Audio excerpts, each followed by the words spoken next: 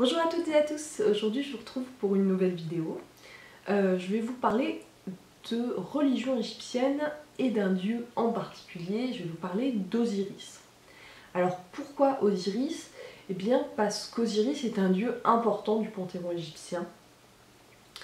C'est un dieu surtout dont l'importance ne s'est pas démentie pendant toute la période que couvre la civilisation pharaonique.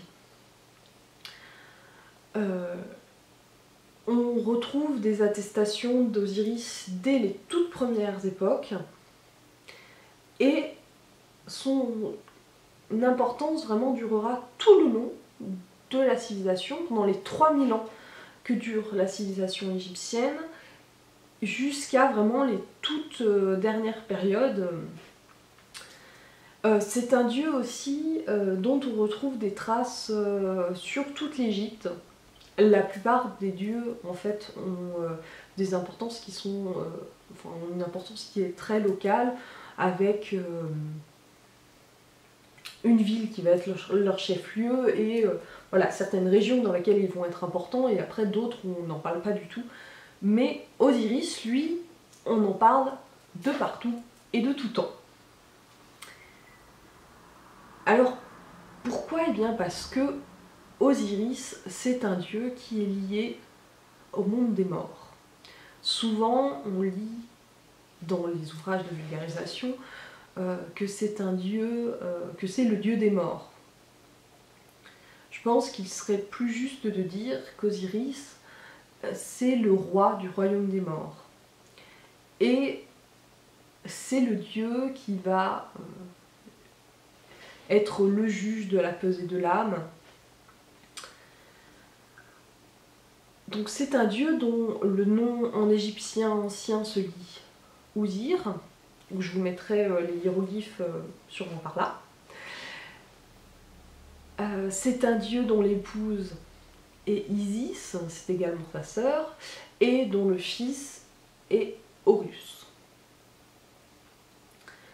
C'est un dieu qui est important et qui surtout intervient dans plusieurs mythes. On le croise dans les mythes de création du monde, c'est un des premiers dieux à être créé. C'est également un des premiers rois, un des premiers pharaons qu'a connu l'Égypte. Dans la pensée égyptienne, en fait, dans les périodes anciennes, dans les temps mythiques, les dieux et les hommes vivaient ensemble, et donc c'était les dieux qui gouvernaient sur les hommes, et c'était en particulier Osiris qui était le roi.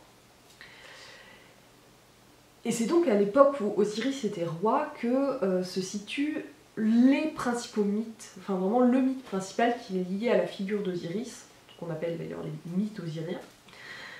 Donc, ce mythe-là raconte que donc lorsque Osiris était roi, son frère, le dieu Seth, était très jaloux de lui et il voulait s'en débarrasser, tout simplement. Et donc Seth a fait des machinations pour pouvoir l'assassiner, pour pouvoir prendre le pouvoir à sa place. Alors comment est-ce qu'il le tue? Ça varie d'un texte à l'autre. Souvent, dans les textes égyptiens, c'est le meurtre d'Osiris est uniquement mentionné, sous-entendu. On n'en parle pas directement, donc c'est compliqué de savoir exactement les détails, et surtout que ça change. Mais voilà, les légendes qu'on peut trouver, ce sont que soit il a été enfermé dans un sarcophage, soit il a été noyé. Et une des légendes les plus connues, c'est que Osiris a été démembré et que les parties de son corps ont été dispersées dans toute l'Égypte. Et c'est à ce moment-là que Isis, la femme d'Osiris, intervient. La déesse Isis est une déesse magicienne, et donc elle a parcouru toute l'Égypte pour récupérer les morceaux du corps d'Osiris. Elle les a réassemblés, elle a fait une momie avec tous ces morceaux et elle a réussi à réinsuffler la vie dans le corps d'Osiris. Donc Osiris, à ce moment-là, puisqu'il était mort, n'a pas pu redevenir le roi du monde des vivants, mais il est devenu le roi du monde des morts. Donc cette légende osirienne est importante parce qu'elle permet vraiment de comprendre beaucoup d'aspects en fait du dieu Osiris. Donc déjà, c'est un dieu qui est mort, mais qui a ressuscité. Et finalement, il représente tout ce que les Égyptiens veulent pour leur mort.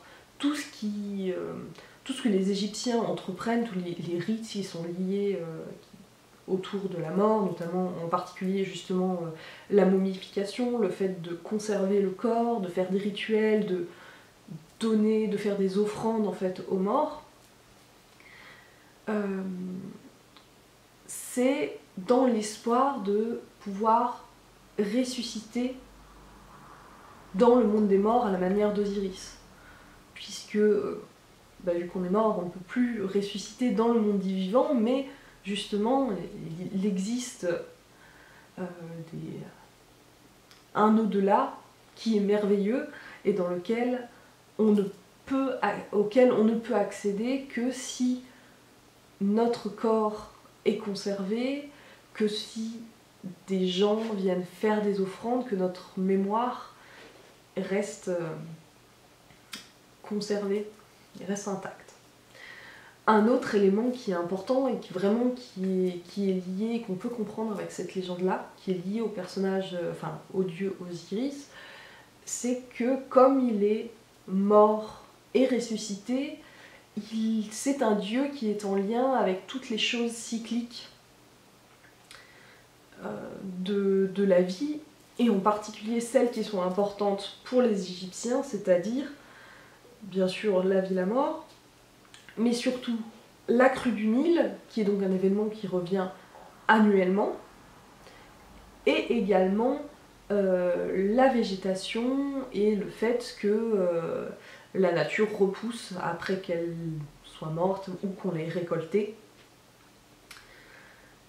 C'est pour ça que d'ailleurs Osiris souvent est représenté sous forme d'une momie, et souvent il a la peau verte en lien justement avec la végétation et le fait de renaître.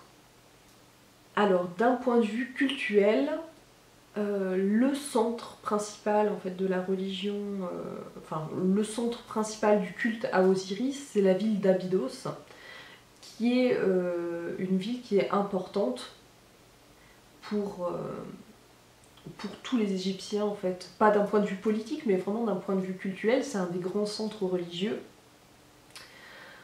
Pour les Égyptiens, quand ils racontent leur vie, ça fait bien dire qu'on a été une fois à Abydos un peu en pèlerinage, même si le terme est un peu impropre parce qu'il est très lié à la religion chrétienne ou à d'autres religions. C'est pas vraiment un pèlerinage, mais c'est un peu l'idée quand même.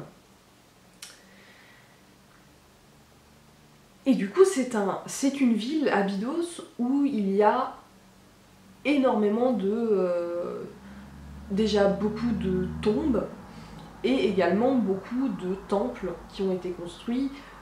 Il y a les premiers temples datent de l'Ancien Empire, et les principaux, qui sont les mieux conservés, qu'on visite aujourd'hui, ce sont les temples surtout celui de Séti Ier et éventuellement celui de Ramsès II. C'est surtout celui de Séti Ier en fait qu'on visite, mais les deux sont très bien conservés. C'est une ville qui est aussi importante parce qu'elle est censée être le lieu où se trouve la tombe d'Osiris. Ce qui fait que certaines des constructions qui sont justement faites à Abydos, ce sont des fausses tombes d'Osiris, qu'on appelle un Osireion. Notamment, il y en a un en particulier qui est juste derrière le temple de Séti Ier, qu'on peut visiter quand on va là-bas. Osiris est également lié à un grand cycle de rituels qu'on appelle les mystères du mois de Khoiak.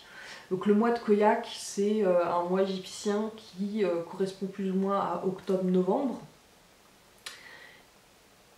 Et donc ces rites durent pendant tout le mois et vont avoir pour but de justement retracer un peu tout ce mythe osirien, donc l'assassinat d'Osiris, la récupération en fait des membres par Isis et au final la résurrection d'Osiris. C'est un cycle de rituels qu'on trouve pas forcément à Abydos, on le trouve dans d'autres villes et c'est un rituel qui par contre intervient dans des villes où Osiris n'est pas forcément le dieu principal, au contraire, à Edfu le dieu principal c'est Horus, à Dendera c'est Hathor, et on a quand même ce cycle de rituels, donc de mystère, qui a lieu pendant le mois de Khoiak. Donc voilà, je crois avoir fait le tour de ce dont je voulais vous parler aujourd'hui.